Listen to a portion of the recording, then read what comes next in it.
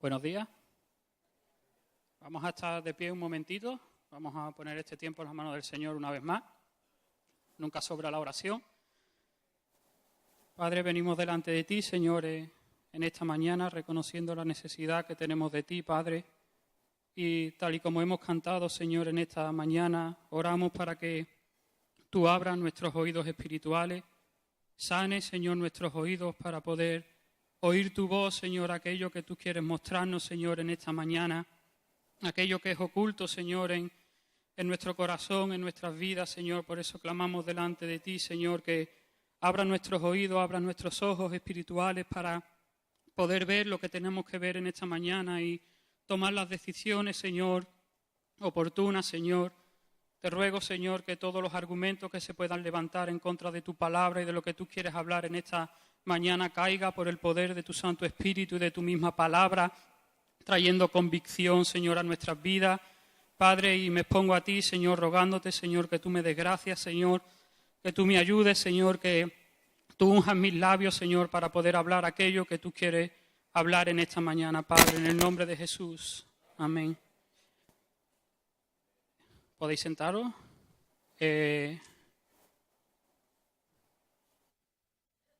Menudo escogió yo para coger una tablet. Bueno, vamos a pensar en esta mañana con un examen sorpresa. Así que, Emilio, tú eres alumno aventajado, no respondas. Quiero ver, a ver qué tal los demás. Es muy fácil. ¿De qué nos está hablando Dios en las últimas 3 semanas, los últimos 3 domingos? A ver, sencillo. La salvación. Un poquito más concreto. La salvación es muy general. ¿Qué es lo que nos está queriendo decir Dios con todo el tema de la salvación? Avivamiento. Consagración. Podríamos decirlo que lo que Dios nos está hablando es que Dios quiere salvarnos. Básicamente, lo que Dios nos está hablando es que Dios quiere salvarnos. Ahora, para que la salvación de Dios llegue a nuestras vidas, en las Escrituras hay una serie de requisitos. Pero hay un requisito que es indispensable, hay muchos, pero hay uno que es central para que la salvación de Dios llegue a nuestras vidas. A ver, ¿cuál pensáis que es? Fe. Estoy buscando ahora la palabra que ha dicho Marilú. Fe. Exactamente. ¿Recordáis cuál es el tema anterior a la salvación que Dios nos estuvo hablando durante tantos meses? La fe. ¿Casualidad? No. Dios es un excelente pedagogo y primero estuvo poniendo las bases de la fe. Estuvimos profundizando mucho, si recordáis, en Hebreos 11, analizando la fe de todos los héroes de la fe. Estuvimos viendo también cuáles son los fundamentos para tener una fe sólida, una fe madura, una fe fuerte. Y finalmente Dios nos estuvo advirtiendo de aquellos enemigos que van a dañar nuestra fe. Porque si no tenemos fe, evidentemente no podemos recibir la salvación de Dios. Y Dios como que estaba preparando el terreno, intentando avivar nuestra fe, levantar nuestra fe, para que la palabra que está enviando ahora acerca de su salvación pues pudiera ser mucho más fácil. Y en las Escrituras vemos cómo la fe es indispensable para que Dios pueda manifestar su salvación de una forma poderosa y de una forma rápida. Si vamos a Mateo, ¿vale? No hace falta que lo busquéis porque no es el texto central, lo tengo aquí. En Mateo 8, del 5 al 13, tenemos un caso de un centurión, ¿verdad?, que tenía un siervo que estaba enfermo. Y este centurión acudió a Jesús y le dijo, bueno, que no hacía falta que viniera a su casa porque él, como entendía de autoridad espiritual, pues le dijo, mira Jesús, tú tienes autoridad, di la palabra y mi siervo pues será sano. Y la respuesta de Jesús es magnífica. Jesús dice, ¿cómo creíste? Te sea hecho. Y continúa diciendo el texto, y su criado fue sanado, ¿cuándo? En aquella misma hora. Este hombre tenía un nivel de fe tan alto que la salvación de Cristo operó instantáneamente. Muchas veces nos llevamos orando, clamando, intercediendo a Dios para que Dios intervenga en una situación en nuestras vidas. Y ahí insistimos meses, pasa años. Y claro que hay que clamar, claro que hay que perseverar. Eso es un aspecto. Pero hay cosas que Dios quiere hacer inmediatamente y que necesita Dios hacerla inmediatamente para llevarnos a otro nivel. Y muchas veces nuestra fe no está a esa altura. Y por eso muchas veces se retrasa, no porque no sea el tiempo de Dios, que esa es otra cosa aparte, sino porque nuestra fe no está al nivel que Él requiere para manifestar su salvación inmediatamente. Pero no es el único caso. En el Nuevo Testamento hay otro caso que lo encontramos en Mateo 9, del 20 al 22, que es el caso de la mujer que tocó el manto de Jesús. Y en el momento que tocó el manto de Jesús dice que se liberó poder y la mujer fue sana. Y Jesús cuando la vio le dijo, tu fe te ha salvado. Y dice lo mismo. Y la mujer fue salva, ¿cuándo? Desde aquella misma hora. No fue sanada al día siguiente, ni a la semana siguiente, ni al mes siguiente, en aquella misma hora. Esta mujer tenía un nivel de fe tan alto que la salvación de Cristo pudo operar instantáneamente. Pero no es el único caso. Ya son dos. Hay un tercer caso en las Escrituras, la mujer sirofenicia. Esta mujer que tenía una hija endemoniada y vino a Jesús rogando por liberación para su hija. Y Jesús le dijo que bueno, que el pan no es para los perrillos, es para los hijos. Yo no me imagino. Imagínate tú que Jesús te llame perrillo, ¿verdad? Yo soy aquella muchacha y yo me hubiera ido ofendido. Hay que ver este Mesías y me llama a mí perrillo, ¿no? Pero esta mujer tenía un nivel de fe y la respuesta de ella asombró tanto a Jesucristo que le dijo, grande es tu fe, hágase contigo como tú quieres. Y dice, su hija fue sanada, ¿cuándo? Desde aquella misma hora. En los tres casos, la salvación de Cristo operó de una forma instantánea. Y en el último caso, a esta mujer, según el texto, no le correspondía experimentar esa salvación. Me imagino el día en que llegue nuestra fe hasta tal punto que Dios diga, mira, da igual, mira, la derramo ya. Como hizo con esta mujer, dice, mira, a ti no te corresponde, pero tú tienes tanta fe que no importa, ya, tu hija es libre. Y necesitamos ese nivel de fe, necesitamos ir a ese nivel de fe hasta tal punto que vengamos delante de Dios y Dios vea nuestra fe y diga, venga, va, no hace falta que te pases días, ni meses, ni años, ni ayunando, ni clamando, porque tu fe es tan grande que mira, ya, eres libre, ya, eres sano, ya, has ido a un nivel superior de santificación, ya, esta atadura ya está fuera. Necesitamos llegar a ese nivel de fe. Claro, como estuvimos viendo antes de hablar de la salvación, hay enemigos que atentan con nuestra fe.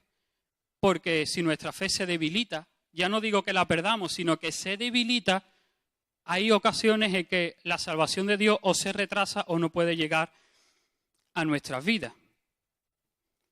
Y los textos en los que vamos a estar trabajando hoy es en Mateo 13, del 53 al 58, y paralelamente en Marcos 6, del 1 al 6. Para aquellos que toméis nota o lo estéis buscando en la Biblia, lo repito, Mateo 13, del 53 al 58, y Marcos 6, del 1 al 6. Son textos paralelos, hablan de lo mismo, cada uno enfatizando un aspecto diferente. Pero evidentemente Santiago nos dice, en el capítulo 1 nos dice, que si alguno tiene falta de sabiduría, ahí puedes meterle falta de sanidad, falta de liberación, falta de santificación, pídala a Dios, pero dice que la pidamos con fe. Y que el que duda dice que no piense recibir cosa alguna de parte de Dios. O sea que hasta ahí llegamos. Y en estos dos textos se repite una expresión. Jesús fue a Nazaret, a su tierra, a obrar una serie de milagros, y Jesús se encontró con un panorama bastante triste. Y en los dos textos nos dice en Mateo 13:58 que Jesús no hizo allí muchos milagros a causa de la incredulidad de ellos. Y en Marcos 6:5 nos dice que no pudo hacer ningún milagro, excepto algunos, por causa de la incredulidad de ellos. Y ahí estaba Jesús queriendo manifestar su salvación, queriendo traer su reino, sanar a los enfermos, liberar a los cautivos, y no pudo hacer mucho, no que no quisiera, sino que no pudo por causa de la incredulidad. Así que aquí establecemos un principio fundamental, y es que la fe es el canal a través del cual la salvación de Dios llega a nuestras vidas, pero la incredulidad, digamos que en cierta manera es la dinamita que obstruye ese canal, y la salvación de Dios no llega a nuestras vidas. Ahora bien, la pregunta es, ¿por qué eran incrédulos? ¿No habían visto acaso a Jesús ya obrar milagros en otros contextos? Incluso en esa misma tierra ya Jesús había hecho algún que otro milagro. No muchos, pero algo hizo, porque dice que hizo unos pocos. ¿Acaso ellos no tenían la ley y no estaba la revelación acerca del Cristo mesiánico? Porque entonces ellos eran incrédulos. ¿Qué es lo que detonó la dinamita de la incredulidad en las vidas de los de Nazaret? ¿Qué pasó ahí? Pues en esta mañana quiero hablar de esto. Yo lo he titulado Un muro que detiene la salvación de Dios. Hay una realidad que detiene la salvación de Dios, una realidad que ha hecho mucho daño dentro del pueblo de Dios, una realidad que incluso ha hecho daño a los creyentes, una realidad que ha hecho daño a esta casa, una realidad que el Espíritu Santo me ha mostrado y ha hecho daño a mi propia vida y que ha detenido la salvación de Dios en algunos aspectos, y una realidad que seguramente en alguna medida mayor o menor haya podido detener la salvación de Dios sobre tu vida. Si leemos el texto, los dos textos, Mateo 13, del 53 al 58, lo vamos a leer. Aconteció que cuando terminó Jesús estas parábolas, se fue de allí y vino a su tierra. Les enseñaba en la sinagoga de ellos, de tal manera que se maravillaban y decían: ¿de dónde tiene esta autoridad y estos milagros? Atento a las preguntas, porque aquí está después la clave de todo. ¿No es este el hijo del carpintero? ¿No se llama su madre María y sus hermanos Jacobo, José, Simón y Judas? ¿No están todos sus hermanos con nosotros? ¿De dónde pues tiene estas cosas? ¿De dónde las saca, no? Y se escandalizaban de él. Pero Jesús les dijo, y he aquí el detonante de la incredulidad: no hay profeta sin honra, sino en su propia tierra y en su casa. Y no hizo allí muchos milagros a causa de la incredulidad de ellos. Lo que produjo la incredulidad en este pueblo fue que no honraron a Jesucristo. La deshonra trae incredulidad a nuestras vidas y detiene la salvación que Dios quiere traer sobre nosotros. La deshonra. Ahora, en el texto paralelo dice lo mismo, dice, y no hay profeta sin honra. ¿Qué es la honra? Bueno, pues la honra es manifestar respeto, pero hay un aspecto muy significativo de lo que es la honra, que dice que es conferir honor a alguien o algo. Y ese honor significa reconocer el valor que tiene. Este pueblo no le estaba dando a Cristo el valor que él tenía como Mesías. No lo estaban reconociendo, no lo estaban valorando. Por eso lo deshonraron, porque no lo valoraban. Por lo tanto, la deshonra tiene que ver con el no valorar las cosas de Dios, no valorar lo de Dios en una persona, porque la deshonra, ya lo veremos más adelante, se aplica no solamente a Dios, sino a las personas que Dios quiere usar para traer su salvación a nuestras vidas. Y cuando no somos capaces de ver lo de Dios en el hombre y nos quedamos con el hombre, caemos fácilmente en la deshonra y Dios no nos puede ministrar a través de su siervo porque lo estamos deshonrando en nuestro corazón. Ya por ahí no sé si alguno se va identificando, pero a mí Dios de esto me ha hablado. Por ahí se ha escuchado una vez, he visto alguna que otra sonrisa. Vale, vamos bien encaminados. Vamos a ver cuál es el contraste entre lo divino y lo humano en cuanto a la honra, porque para poder seguir adelante es necesario que podamos ver cuán fácilmente podemos caer en la deshonra, cuán fácilmente nosotros podemos deshonrar y cuál es la importancia que Dios le da a la honra. Si tú ves todas las escrituras desde el Antiguo hasta el Nuevo Testamento, un principio fundamental es la honra.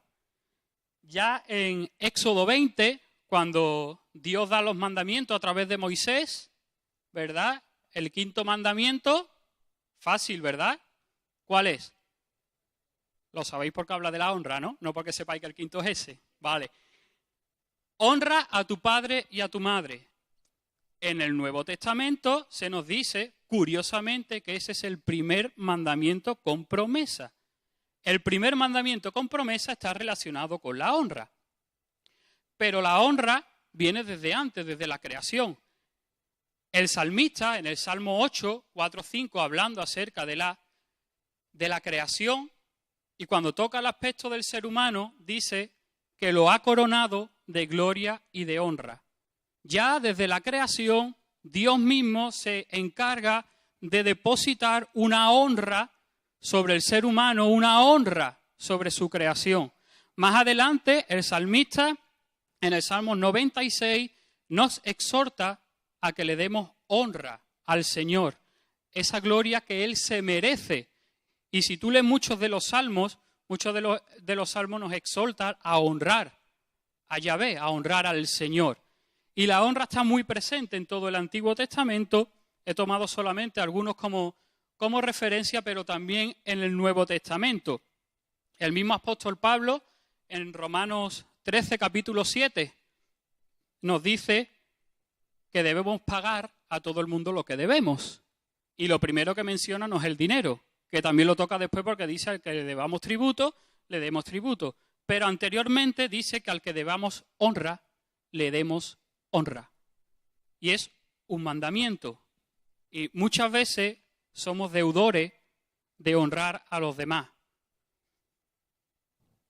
Pero no solamente Pablo, sino que el apóstol Pedro, en su segunda epístola, en el versículo 17, nos dice que tenemos que honrar a todos, y en ese mismo versículo dice que tenemos que honrar al rey, a las autoridades que Dios ha puesto, las autoridades civiles, las autoridades a nivel de un país.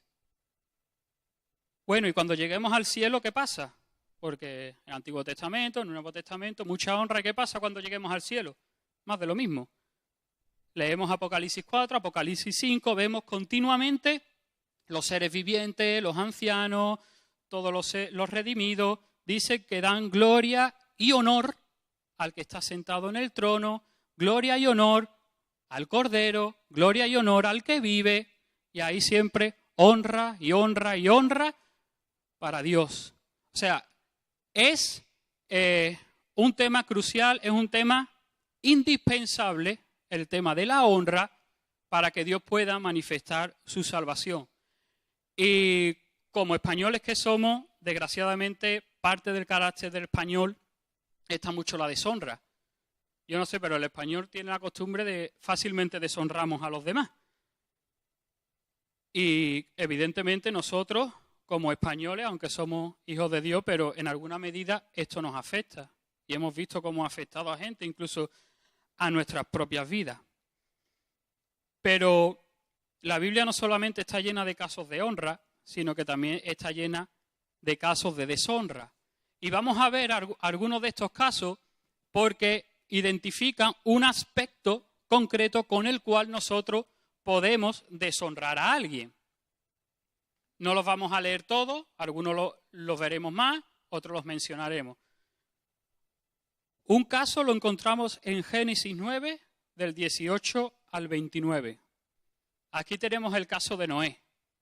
Noé, una vez que había acabado el diluvio y habían desaparecido las aguas y habían salido de las arcas, Noé plantó una viña y Dios sabe por qué, empezó ahí a darle al fruto de la vid. Ese fruto, no la uva, claro, ya estaba machacada, había fermentado y evidentemente pues cayó en borrachera. Y estaba así en su habitación desnudo, con una tajada hasta arriba propia con una buena. Y su hijo mayor entró y lo vio. Y tal como lo vio, fue saliendo a decírselo a sus hermanos. Y es interesante cómo sus dos hermanos, Set y Jafet, entraron en la habitación. Dice que entraron con la mirada vuelta para no ver la desnudez de su padre y lo cubrieron. ¿En qué deshonró Cam a su padre? En la actitud. La actitud de Cam con respecto al error de su padre no fue la correcta. Sin embargo, los otros dos sí honraron a su padre. Mira, siempre vamos a tener razones para deshonrar, pero en el momento que nos apoyamos en esas razones, hemos perdido la razón, por lo menos delante de Dios. No hay razones para caer en la deshonra. La misma oportunidad tuvo Cam que sus dos hermanos. Uno falló, los otros dos no. Tuvieron una actitud diferente ante una misma realidad. Lo que determina si vamos a honrar o no, no es la circunstancia, no es la situación, no es la realidad que nos encontremos, va a ser tu corazón, mi corazón y la actitud que nosotros tengamos ante esa realidad. Número 12. 1. Vemos otro caso de deshonra. En este caso, Aarón y María. Moisés, su hermano, el líder del pueblo de Dios, el que los había librado de la esclavitud, toma como esposa una mujer cusita. Y ahí que empezaron los dos a dale que te dale a la lengua. Y lo criticaron y Dios se enojó. Y sabemos todo lo que pasó. María cayó leprosa y se detuvo el pueblo durante una semana. No pudo avanzar el pueblo. ¿En qué deshonraron a Moisés en este caso? Con su lenguaje. Podemos deshonrar con nuestras actitudes, podemos deshonrar con nuestro lenguaje. La crítica, la queja, la murmuración, todo eso trae deshonra a la persona sobre la cual lo estamos haciendo, aunque la persona esté en error. Moisés no tenía por qué haber tomado una mujer cusita habiendo mujeres en el pueblo de Dios, pero Dios ahí no se mete. ¿Se mete dónde se mete Dios? En la deshonra que le estaban trayendo Aarón y María a Moisés. Mira, si alguien está cometiendo un error, sobre todo en el liderazgo, y Dios no dice nada, yo no soy quien para hablar. Yo no soy quien para criticar. Aunque yo tenga la razón, da igual, porque al final Dios me va a juzgar a mí. Porque yo soy el que estoy deshonrando a la autoridad que Dios ha puesto. Otro caso, actitudes, lenguaje. Malaquías 6, del 1 al 8. Este sí lo vamos a leer.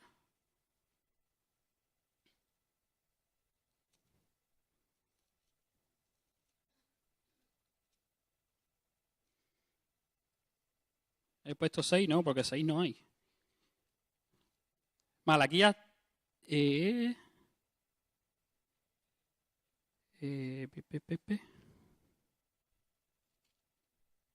aquí. Malaquías 1, ¿vale? Malaquías 1, del 6 al 8. El hijo honra al padre y el siervo a su señor. Es un principio, tiene que ser así. Si yo soy padre, ¿dónde está mi honra? Si yo soy señor, ¿dónde está mi temor? Dice el Señor de los ejércitos a vosotros, oh sacerdotes, palabra fuerte, que menospreciáis su nombre. Y aquí volveremos más adelante. Y decís, ¿en qué hemos menospreciado tu nombre? O sea, no veían ni una. En que ofrecéis sobre mi altar pan inmundo. Y dijisteis, ¿en qué te hemos deshonrado? Seguían sin ver. En que pensáis que la mesa del Señor es despreciable. O sea, estaban también menospreciando la mesa del Señor. Y cuando ofrecéis el animal ciego para hacer sacrificio, ¿no es malo? Asimismo, cuando ofrecéis el cojo o el enfermo, ¿no es malo? Preséntalo pues a tu príncipe. ¿Acaso se agradará de ti o le será de afecto? Dice el Señor de los ejércitos. O sea, esta gente, en este caso los sacerdotes, estaban ofreciendo lo peor que tenían para el Señor. Nos está hablando de la conducta que tenían los sacerdotes a la hora de ejercer su ministerio sacerdotal. Su conducta no era la correcta. Lo estaban haciendo de una forma indolente, de una forma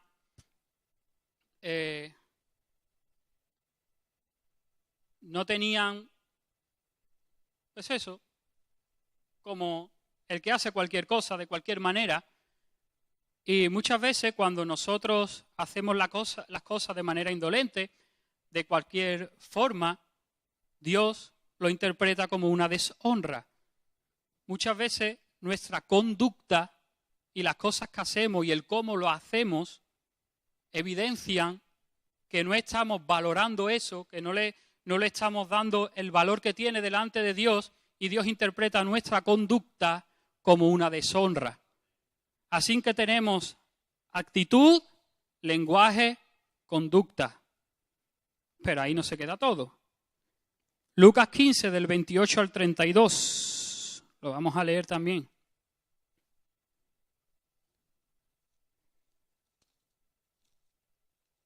El texto de los hijos pródigos. Lucas 15, del 28 al 32. Vamos al pródigo de la casa. Dice que cuando hubo fiesta por causa del regreso del hijo que se había ido, dice que el que estaba en casa se enojó y no quería entrar en la fiesta. Salió su padre y le rogó que entrase. Mas él respondiendo dijo a su padre, he aquí tantos años te sirvo, no habiéndote desobedecido jamás, nunca me has dado ni un cabrito para gozarme con mis amigos. Vamos, era el hijo ejemplar, ¿verdad? Porque dice aquí que no lo había desobedecido jamás, a saber el concepto que tenía él de sí mismo, ¿verdad? Pero cuando vino tu hijo, que ha consumido tus bienes con ramera, has hecho matar el becerro gordo por él. Y el padre le dijo, hijo, tú siempre estás conmigo y todas mis cosas son tuyas, mas era necesario hacer fiesta y regocijarnos porque tu hermano era muerto y ha revivido. Aquí tenemos que él estaba deshonrando a su padre porque tenía un mal concepto de él. ¿Qué concepto tienes tú o qué concepto tengo yo de Dios cuando vemos que humanamente se está produciendo una injusticia a nuestros ojos humanos? O cuando estamos pasando por pruebas o dolor y nuestros hermanos están en todo lo contrario, en bendición, ¿qué concepto tenemos de Dios? ¿Qué pensamos acerca de Dios? Dios lo puede interpretar como que lo estamos deshonrando. Muchas veces Dios interpreta eso como que le estamos atribuyendo que Él hace acepción de personas, porque a esta persona le va bien y a mí no. ¿Qué pasa? ¿Que Dios tiene favoritos? Y es algo que nace en el ser humano, porque el ser humano caído fácilmente cae en la deshonra. Y muchas veces podemos ofender con nuestros pensamientos. Así que tenemos actitudes, lenguaje, conducta, pensamientos con los cuales podemos deshonrar. Y no estamos hablando de cosas muy groseras. Son cosas naturales y desgraciadamente bastante cotidianas. En Marcos 7, del 6 al 8, tenemos otro caso. Dice, este pueblo de labio me honra, pero su corazón está lejos de mí. Pues en vano me honran enseñando como doctrina mandamientos de hombre, porque dejando el mandamiento de Dios, os aferráis a la tradición de los hombres. Cada vez que nosotros sustituimos lo de Dios por nuestras tradiciones, por nuestras costumbres, Dios lo interpreta como deshonra.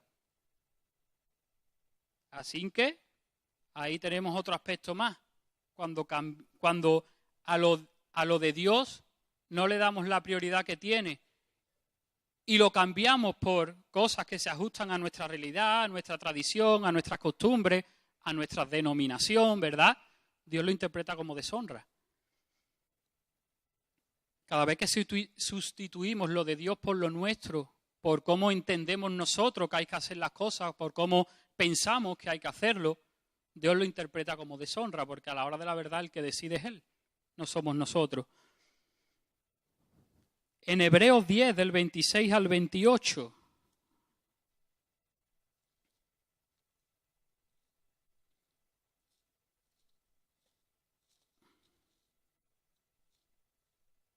Hebreos 10, del 26 al 28, porque si pecáramos voluntariamente después de haber recibido el conocimiento de la verdad, ya no queda más sacrificio por los pecados. Y más adelante, sigue el texto, no lo voy a leer entero, pero en el 29 dice, ¿cuánto mayor castigo en este contexto de pecar voluntariamente, cuánto mayor castigo pensáis que merecerá el que pisoteare al Hijo de Dios o el que tuviere por inmunda la sangre del pacto o el que hiciere afrenta al Espíritu Santo? Hacer afrenta, pisotear, tener por inmundo, habla de deshonra. Y cada vez que hacemos cosas sabiendo que están mal, estamos deshonrando a Dios. O como diría el autor de Hebreos, estamos pisoteando la sangre de Cristo, estamos afrentando al Espíritu Santo, porque la Biblia nos dice que no tenemos por qué pecar, porque tenemos la sangre de Cristo a nuestro favor y tenemos al Espíritu Santo. Pero en el momento que hacemos cosas conscientemente y aún sabiendo que están mal, o por el contrario, si hay cosas que no estamos haciendo, que sabemos que tenemos que hacer, Dios lo interpreta como deshonra. Así que, lenguaje, actitudes, conducta. Cuando cambiamos lo de Dios por lo nuestro, cuando hacemos cosas intencionalmente, todo eso trae deshonra. O estamos operando en un espíritu de deshonra. Un caso en las Escrituras, sobre todo en el Antiguo Testamento, al que yo he llamado el gran deshonrado del Antiguo Testamento, David. David, en primer lugar, fue deshonrado por su padre y por el profeta. ¿Recordáis? Saúl ya fue desechado y Dios le dice a Samuel que tiene que escoger a un hombre para ungirlo como rey que es conforme al corazón de Dios.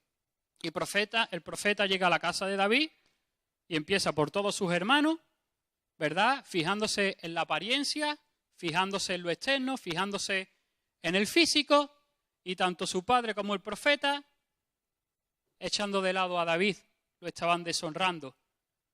Pero Dios se estaba fijando en el corazón de David, mientras que el profeta y su padre se estaban fijando en lo natural.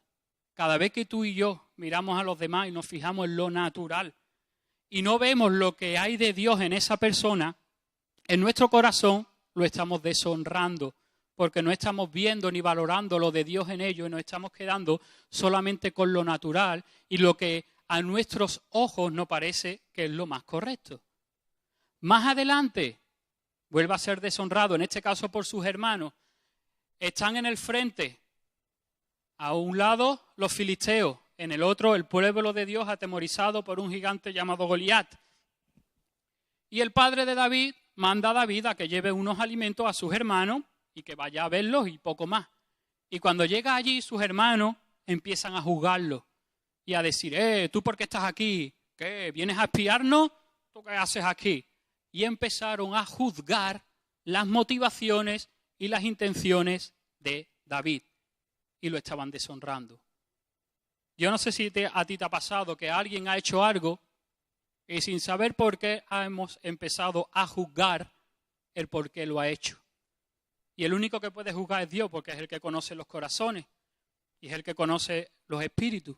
Y cuando entramos a juzgar en el por qué una persona hace esto, una persona hace lo otro, cuando empezamos a cuestionar las motivaciones o las intenciones de los demás, aunque tengamos razón, caemos en deshonra y perdemos la razón. Más adelante, David vuelve a ser deshonrado. En este caso, por el rey Saúl. David está viendo el panorama. Nadie le hace frente al enemigo. Y David dice, vamos a ver, ¿esto qué es? Estos soldados aquí atemorizados, enfrentando al pueblo de Dios. ¿Y ese incircunciso quién es para atemorizar al pueblo de Dios? Saúl, yo voy a ir. Y Saúl le dice, muchacho, ¿tú te has visto? ¿Has visto la pinta que tiene, lo del gaucho que está? Si es que te ponemos la armadura y te cae. Si es que no puedes levantar la espada. Muchacho, ¿tú cómo vas a hacer frente al Goliat? Y se fijó en su apariencia. Y no vio lo que había de Dios en él. Él había vencido a leones, a osos para salvar a sus ovejas. Y él dijo, mira, si he podido con leones y con osos, ¿no voy a poder que con un incircunciso? Claro que sí. Y Saúl estaba menospreciando y deshonrando a David porque se fijó en las apariencias, en lo natural, y no fue capaz de ver lo que de Dios había en él. Y más adelante volvió a ser deshonrado, en este caso por Goliat. Allí que sale el gigante Goliat, y allí que va el pequeñito David, el de Calucho, y dice Goliat, pero muchacho, ¿tú para qué vienes conmigo con un palo? Ni que yo fuera un perro. Y David se posicionó de Dios y lo venció. ¿Qué le pasó al gigante? Lo mismo, se fijó en lo natural, se fijó en las apariencias. Cada vez que nosotros nos fijamos en lo natural, las apariencias, echamos de ver lo que de Dios hay en una persona, o cuando juzgamos las intenciones o las motivaciones de los demás, caemos en deshonra. Ahora, ¿por qué la deshonra produce incredulidad? Ya hemos visto que a lo largo de todas las escrituras la honra es clave. Y vemos casos de deshonra y que podemos deshonrar de muchas maneras, consciente o inconscientemente. Pero ¿por qué la deshonra produce incredulidad? ¿Qué tiene que ver la deshonra con la fe? Vamos a ir a los textos que nos ocupan. Ahí viene todo.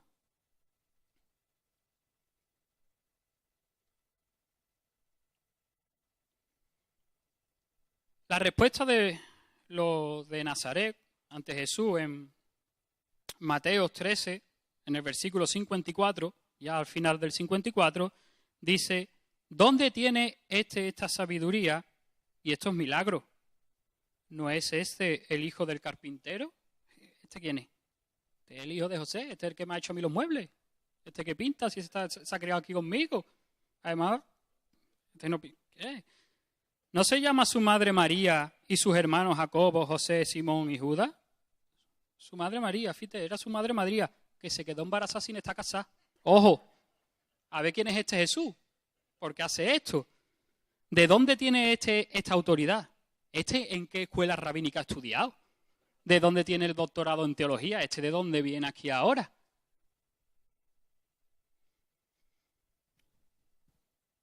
y se escandalizaban de él. Estaban cayendo en el menosprecio. La deshonra viene cuando menospreciamos o infravaloramos lo de Dios en una persona o en algo. ¿Vale? Ahora, ¿por qué produce incredulidad? Muy sencillo.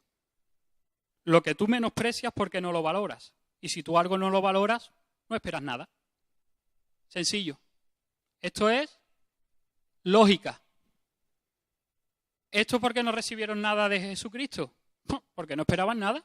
Lo estaban menospreciando, no esperaban nada, no tenían fe. Porque muchas veces un siervo de Dios predica y nos entra por un oído y nos sale por el otro. Porque no esperamos que Dios nos vaya a hablar a través de esa persona. No estamos valorando a esa persona, no estamos valorando lo de Dios en esa persona, no estamos valorando lo de Dios en el siervo de Dios o en la sierva de Dios. No estamos valorando lo de Dios en un hermano que me quiera bendecir de parte de Dios. Muchas veces perdemos la bendición de Dios por la deshonra. En cualquiera de sus vertientes, ya sea por medio de la crítica, de la queja, ya sea por juzgar las intenciones. Hay que ver, este pastor cada vez que habla lo dice para mí, ¿quién le ha dicho nada? Y ahí automáticamente nos bloqueamos y Dios no nos puede ministrar. Y perdemos la salvación de Dios. Entiéndase salvación de Dios en su amplitud. Bendición, prosperidad, salud, lo que sea. No lo perdemos porque caemos en la deshonra.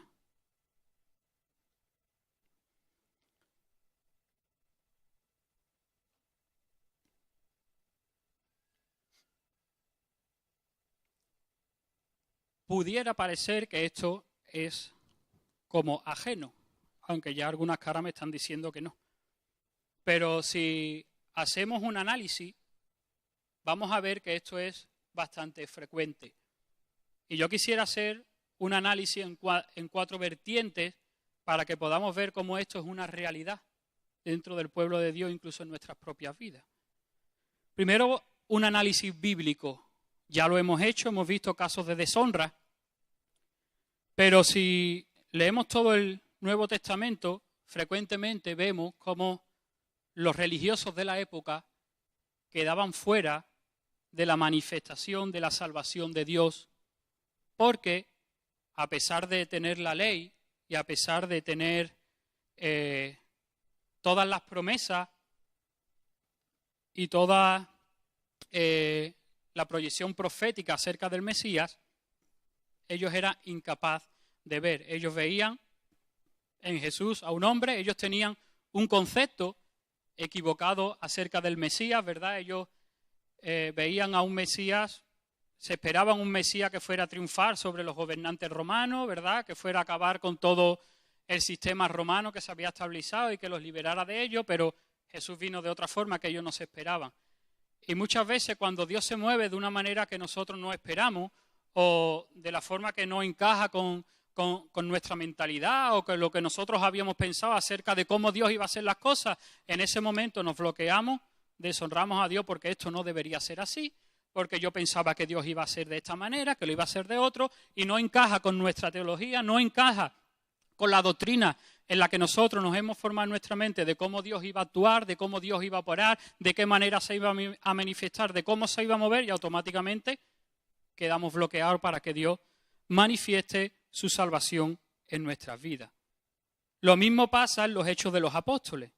En los Hechos de los Apóstoles vemos como Dios derrama su Espíritu Santo, ¿verdad? Empiezan todos a hablar en otras lenguas, parece que están borrachos y algunos se asombran, se maravillan, wow, ¿qué es esto? Dios se está manifestando, pero otros lo critican. Y esta gente a las 9 de la mañana aquí, todos borrachos, esto qué es lo que es, este desorden que es, esto no es de Dios porque Dios es un Dios de orden y esto no encaja con mi teología, esto no debe ser así porque la palabra de Dios dice pam, pam, pam, pam. Y esto debe ser ¿cómo? Como yo creo, como yo pienso, como yo he llegado a la conclusión basado en las Escrituras que debe de ser. Por eso Dios no se mueve. Es que es normal, es que si tú no crees que Dios sana hoy, pues Dios no te sana. Si tú no crees que Dios libera hoy, pues Dios no libera. Y si Dios se manifiesta de una manera u otra y no encaja, y yo me pongo ahí a juzgar, a criticar, a decir hay que ver, que si esto, no sé qué, me quedo fuera. Me quedo fuera. La salvación de Dios no puede llegar a mi vida. Y vemos tanto en los hechos de los apóstoles como en los evangelios, como muchos se quedaban fuera por deshonrar las maneras o la forma o en el cómo Dios se estaba moviendo en momentos determinados. Estamos viendo cómo la deshonra va en varias vertientes, ¿verdad? O la honra va en varias vertientes. La honra va de Dios hacia el hombre. Él no falla nunca, pero va también del hombre hacia Dios y de los unos hacia los otros. Y ahí es donde está nuestra parte. Y fallamos tantas veces, ¿verdad? Y muchas veces no nos damos cuenta, pero hay cosas que Dios haya querido hacer en nuestras vidas y no las hemos experimentado por deshonra. Y a lo mejor no lo hemos hecho conscientemente. Es algo natural que se ha despertado y no nos hemos dado cuenta y hemos perdido lo que Dios tenía para nosotros. Si hacemos un análisis histórico, exactamente lo mismo. Si tú lees la historia de los avivamientos, siempre encuentras dos grupos de personas dentro del pueblo de Dios. Los que entran en lo nuevo y los que lo juzgan. ¿Cuántos están esperando un avivamiento aquí? Mira, cada vez que Dios trae un avivamiento, si lees la historia, cambian las dinámicas, cambian las formas, todo lo que estaba estructurado se rompe. En el momento que Dios trae un avivamiento y se rompe todo lo estructurado, hay dos tipos de creyentes. Los que entran y los que lo juzgan y se quedan fuera del mover de Dios. Yo no quiero ser de esos. Yo no quiero ser de los que cuando Dios empieza a manifestarse y a traer su reino, no quiero quedar fuera. Yo qué sé, si trae aquí un hippie a predicar con una cresta, yo no quiero estar ahí sentado y jugando diciendo hay que ver por qué aquí, o cuando llegue uno nuevo y lleve 2 años convertido y Dios lo empieza a usar y dice, yo Señor que llevo aquí desde los 4 añitos, ¿verdad? Y mira aquí no sé qué, de vez en cuando sí, algún domingo que... Pero yo no quiero ser de eso, yo no quiero quedar fuera. Y es fácil, ¿eh? Es fácil, es muy fácil, es muy fácil. Si hacemos un análisis congregacional, también. No es por meter el dedo en la llaga, pero es para ilustrar el poder que tiene la deshonra para impedir la salvación de Dios. En esta casa hemos tenido gente que ha sido una auténtica bendición a esta casa en el pasado. Gente súper servicial y gente que estaba disponible para servir a nuestro ministerio, con sus casas abiertas para todos. En primera línea, orando, alabando, bendiciendo a Dios, sirviendo en muchas áreas. Tú los veías y veías que estaban recibiendo. Y los que lleváis más años lo sabemos. De repente, las caras cambian, se sientan atrás, ya no asisten a las reuniones de oración. ¿Dónde está esa fe que tenían para servir? ¿Dónde está esa fe que tenían para tener sus casas abiertas para lo que hiciera falta en la congregación? ¿Dónde está el gozarse y disfrutar en medio de la alabanza? Ya no se participa de la Santa Cena y con el tiempo te enteras de que estaban deshonrando al ministerio de esta casa. Se le estaba criticando, se le estaba juzgando. Y yo no sé cómo estarán hoy la fe de ellos, pero desde luego, tal y como antes, te digo yo que no están. Porque la deshonra está impidiendo que la salvación de Dios fluya en sus vidas. Y a menos que haya un arrepentimiento genuino, la salvación de Dios no va a operar porque es un principio bíblico. Y si hago un análisis personal, y aquí me dio Dios, porque hay predicadores que por su forma de ser, o su forma de predicar, o su forma de compartir, o su forma de ministrar, a mí no me gustan, o me cuestan más. ¿Y cuántas veces estos hombres han venido y yo, la gente recibiendo de parte de Dios, y yo me he ido a mi casa igual? ¿Por qué? Porque no he valorado lo de Dios. Me he quedado con que hay que ver que cada vez que predica siempre predica igual. Y cada vez que habla parece que siempre habla lo mismo. Da igual que tenga un sermón elaborado o no, siempre acaba con lo mismo. O si no el otro, que hay que ver que agresivo es predicando. a mí este no me gusta, cada vez que predica parece que me está riñendo, hay que ver. O si no el otro, ay, el otro, qué empalagoso, madre mía, el otro, que si no sé qué, que si no sé cuánto, ay, el amorcito, no sé qué, yo no puedo. ¿Y cuántas veces nos hemos quedado ahí y ha acabado el culto y tal como hemos entrado no hemos ido y no hemos recibido de nada de Dios porque nuestra fe estaba bloqueada por la deshonra en nuestro corazón o en nuestra mente? En esta mañana, esta palabra tiene 3 vertientes. En algunos casos serás identificativa. Quizás Dios en esta mañana te ha mostrado algo por su Espíritu que en el pasado ha impedido que la salvación de Dios llegara a tu vida. Algo concreto, a lo mejor Dios te ha podido revelar por medio de su palabra, por medio de su Espíritu. Bueno, pues si ese es el caso, arrepentimiento. Quizás tu caso, Dios te está mostrando algo que en el presente está impidiendo que la salvación de Dios llegue a tu vida por causa de la deshonra. Ya te digo, en mi caso fue en el presente, porque hay predicadores que por lo que sea su forma, pues no me gusta, o su forma de ministrar, pues oye, que no, y muchas veces me he ido sin recibir nada. En este caso, pues arrepentimiento, cambio de actitud y tomar decisiones delante de Dios. Y ya sabes, cuando toque ese predicador, a orar más en tu casa para poder venir preparado. Y tiene también un carácter preventivo para cuando Dios empieza a mover y a traer su salvación y su reino y empieza a hacer cosas que no nos encaje con lo que nosotros entendemos o con las dinámicas que nosotros pensamos que hay que llevar. Lo mismo cuando hay un avivamiento, hay mayor demanda y yo no estoy dispuesto y digo, yo llego hasta aquí, yo no voy más porque llevo aquí muchos años en la iglesia, esto nunca se ha hecho así, ¿y por qué? Y podemos quedar fuera. Te voy a invitar que te pongas de pie. Hemos terminado. Te doy unos minutos. Si tú eres de aquellos que en esta mañana has identificado algo que en el pasado ha supuesto deshonra y ha impedido que Dios manifieste su salvación sobre tu vida, arrepiéntete. Arrepiéntete por aquellas cosas que en el pasado han supuesto deshonra, ya sea por criticar, ya sea por tener una actitud incorrecta hacia quien sea. A lo mejor Dios te quería bendecir a través de una persona y tu actitud no fue la correcta y Dios no te pudo bendecir. Si has identificado o si el Espíritu Santo te ha mostrado algo concreto, te dejo ahí unos minutos para que te arrepientas, para que le pidas perdón a Dios por haber bloqueado su salvación en el pasado.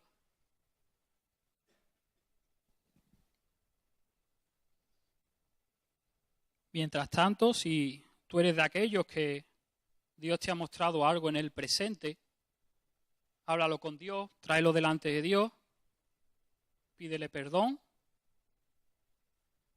ponlo a sus pies, invoca su gracia y su misericordia para que te ayude a salir de ahí.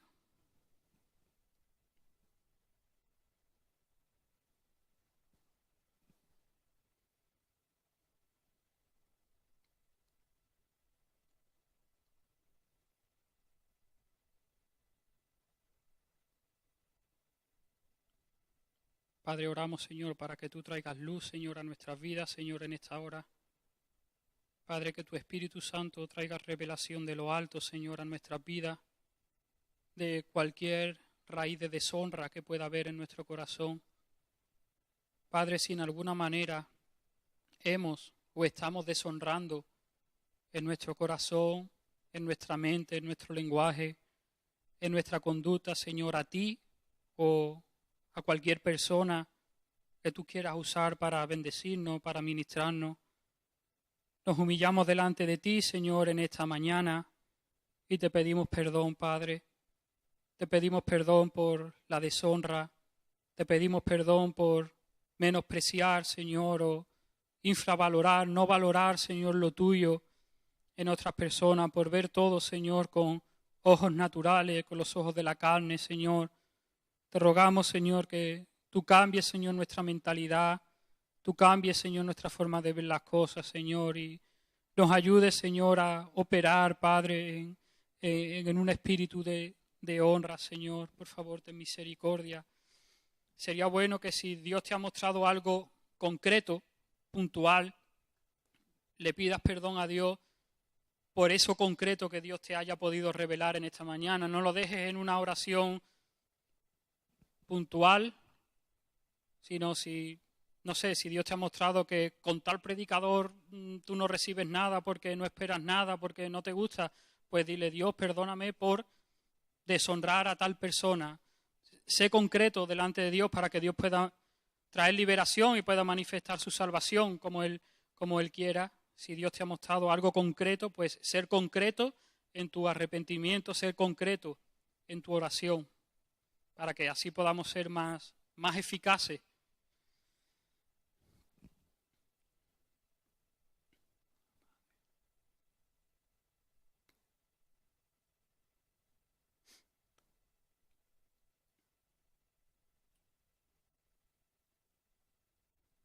Padre, oramos para que tú hagas de nosotros, Señor, un pueblo de honra, Señor. Enséñanos a honrarte a ti, como debemos honrarte, y enséñanos a honrar a los demás, Señor, como tenemos que hacerlo, Señor. Libéranos, Señor, de nuestra propia naturaleza caída, Señor, y de nuestra condición como españoles, Señor. Queremos aprender a honrar lo tuyo, a honrarte a ti, a honrar a tus siervos, Señor, a honrar a tu cuerpo, Señor. Queremos honrar, Señor, todo aquello que tú quieres que honremos, aún las autoridades, Señor. Padre, y queremos venir delante de ti rogándote, Señor, que tú tengas misericordia de nuestras vidas. Estamos esperando ver tu manifestación, Señor. Estamos esperando ver cómo tú traes tu reino y manifiestas tu presencia y tu gloria. Y cuando llegue el día, Señor, no queremos ser de los que quedan fuera. No queremos ser de aquellos que juzgan o critican porque la forma, la dinámica no encajan con nuestra mentalidad, no encaja con lo que nosotros esperamos, Señor. Padre, ayúdanos, Señor, ten misericordia, trabaja con nuestras vidas, Señor, para que cuando tú te muevas, Señor, sepamos honrar lo tuyo, sepamos honrarte a ti, Señor, y no haya menosprecio, Señor, en nuestras vidas. Oramos, Señor, para que tú abras nuestros ojos espirituales, Señor, para que podamos ver, Padre, todo como tú quieres que lo veamos, Señor, podamos ver las cosas con ojos espirituales, podamos ver las cosas con discernimiento espiritual, Padre, más allá de las apariencias, más allá de la forma, más allá de lo natural, Señor, para no quedarnos estancados, para no quedar fuera, para no bloquear tu salvación sobre nuestras vidas, Padre. Oramos, Señor, para que tú sigas hablando a nuestros corazones, Señor, en este tiempo, Señor, tú sigas arrojando luz, Señor, a nuestras vidas, Señor, en aquello que todavía esté pendiente delante de ti y esté suponiendo, Señor, un bloqueo, Señor, para la manifestación de tu salvación en nuestras vidas, Padre. En el nombre de Jesús te lo rogamos, Señor. Amén.